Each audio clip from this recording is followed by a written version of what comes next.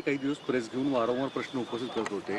वास्तविकतेत रिपोर्ट येण्याच्या आधीच केलेले प्रश्न कितपत योग्य होते, आता या संदर्भात तुमच्या प्रतिक्रिया? कारण की हे संपूर्ण प्रकरणामध्ये राष्ट्रवादीच्या नेत्यांवर बोट दाखवण्याचं काम केलं गेलं। एक गोष्ट आपण समजून घेतली पाहिजे की हा जो अपघात आहे हा एका सामान्य व्यक्तीचा अपघात नाही।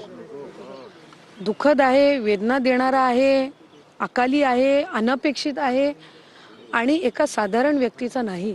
राज्याचे 6 वेळा उपमुख्यमंत्री राहिलेले, 35-40 वर्ष लोकप्रतिनिधी म्हणून काम केलेले आणि ज्या कुटुंबाचे ते सदस्य, त्या कुटुंबांनी गेल्या 65-70 वर्षापासून या महाराष्ट्राच्या राजकारणामध्ये सक्रिय असणारे ते कुटुंब आहे। पहिल्या 3 कुटुंबामध्ये राज्यातल्या त्या कुटुंबाला आज ओळखलं जातं। त्यामुळे हा सामान्य व्यक्तीचा अपघात नाही आणि कुठलाही अपघात ज्या वेळेला होतो आणि ज्या वेळेला ती व्यक्ती इतक्या अधिक पद्धतीने महत्त्वाची असते, त्यावेळेला त्या बाबतीतली बारकाईने चौकशी हे करणं अभिप्रेतच असतं। त्याबद्दल काही दुमत नाही। तुम्ही जर आज बघितलं, एअर इंडियाचा अपघात 3 जून 2025 रोजी झाला।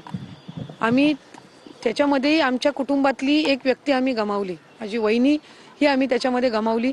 त्याचा सविस्तर अहवाल हा आत्ता कुठं म्हणतायत की येणार आहे।